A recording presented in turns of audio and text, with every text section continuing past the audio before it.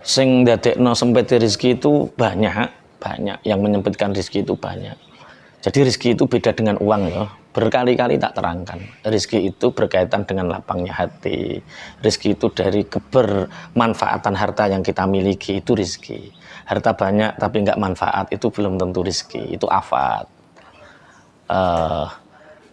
Jadi hal-hal yang menyempitkan rezeki itu sudah banyak dibahas oleh ulama-ulama salafun shalih. Termasuk di dalam kitab Ta'limul Muta'alim Ibrahim Az-Zarnuji.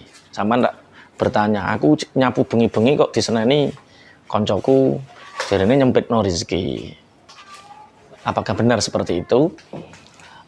Yang menyempitkan rezeki itu banyak. Di antaranya yang menyempitkan rezeki adalah pertama berbohong. Berbohong ini salah satu hal yang menyempitkan rezeki. Banyak hadis yang menceritakan bahwa dengan kebohongan itu akan menyempitkan rezekimu. Mungkin dengan berbohong kita mendapatkan uang, tapi hatimu sempit, kamu akan banyak ditinggalkan orang, sehingga ketika hatimu sempit dan banyak ditinggalkan orang, otomatis duitmu juga nantinya sempit. Jadi yang pertama, hal yang menyempitkan rezeki itu berbohong. Kemudian yang kedua adalah wakadha naumus subhah yamnau ar-rizqa. Ibrahim Az-Zarnuji mengatakan bahwa Syekh Ibrahim Az-Zarnuji mengatakan bahwa tidur setelah subuh itu bisa mencegah datangnya rezeki. Terus buk bantah, aku turu bar subuh terus bukti ini duitku akeh. Yang kita bahas rezeki bro, yang kita bahas itu rezeki. Orang yang tidur habis subuh, kenapa rezekinya tercegah? Dia kehilangan momentum keberkahan waktu setelah subuh. Dia kehilangan momentum, semangat ghirah menikmati kehidupan ini. Akhirnya tidur habis subuh itu mencegah rezeki. Lah biasanya kalau rezeki tercegah, yang lain-lain juga ikut. Uang bisa banyak, tapi hati sempit. Atau nanti setelah hati sempit, uangnya ikut sedikit. Naumus subhah, tidur setelah subuh. Kemudian wa kathratun naumi turisul faqra. Begitu juga dengan urip kok turu klimprak-klimpruk, turu klimprak-klimpruk. Akeh turu iku nyebabno fakir. Jadi orang yang rezekinya banyak itu orang yang punya ghirah, semangat kerja, etos kerjanya tinggi. Semangat. Bukan orang sing kakean turu. Wa faqrul ilmi, wong kakean turu itu di samping fakir harta, dia juga fakir ilmu karena menyia-nyiakan waktu terlewatkan begitu saja.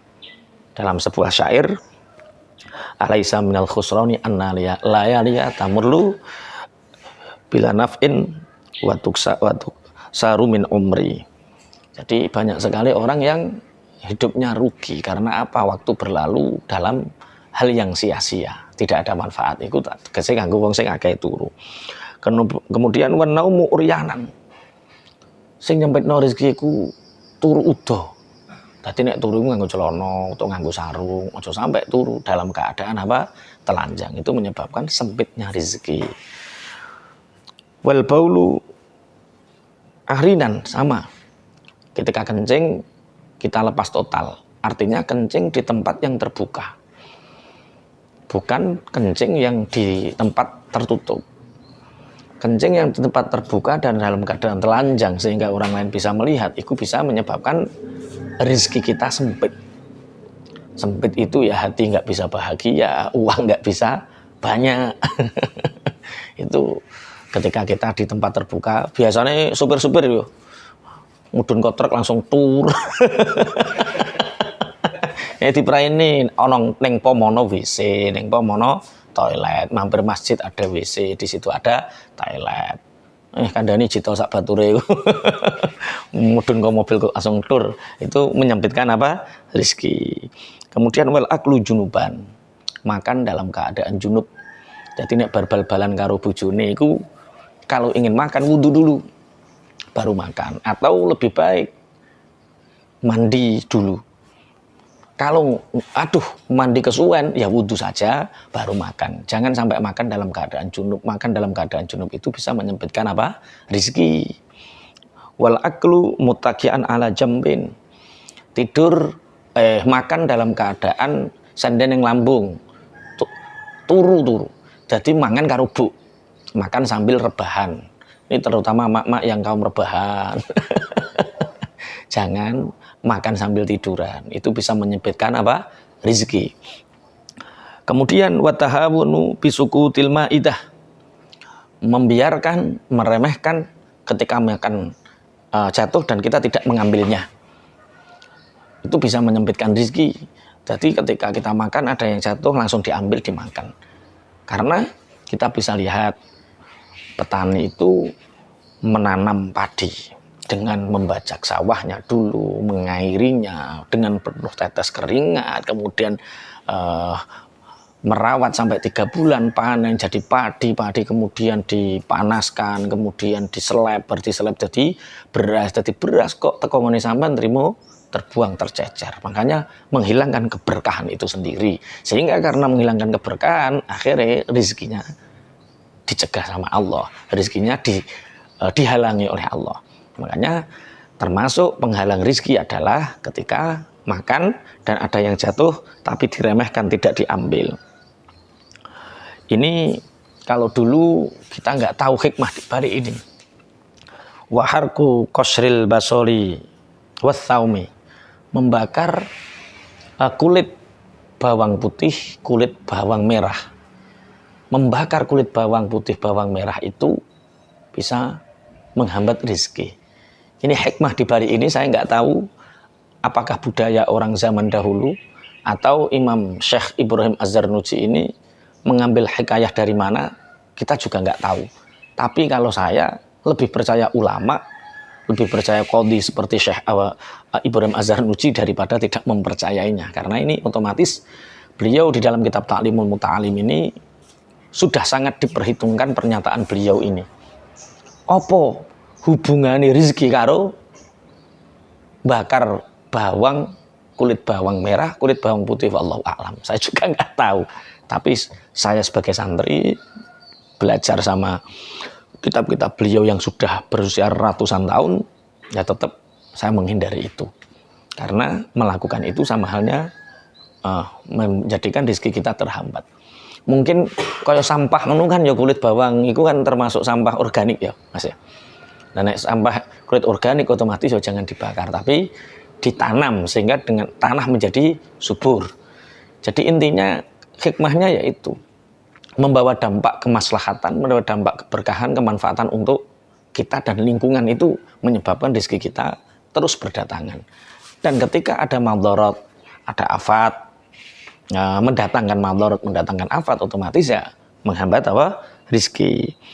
Kemudian wakasul baiti fil laili bil mandil, menyapu rumah di malam hari.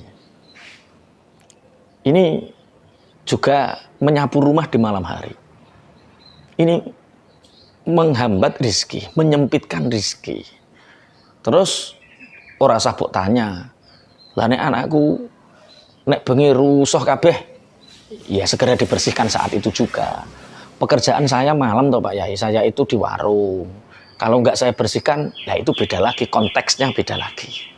Tapi yang jelas, kasrul laili fil baiti bil mandili itu, jadi orang itu harus memantaskan diri.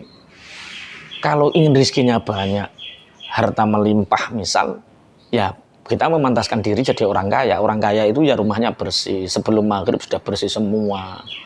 Buktinya nanti di bawah, termasuk yang menghambat rezeki adalah akeh sawang-sawangan. Ya itu kan mentalnya orang miskin.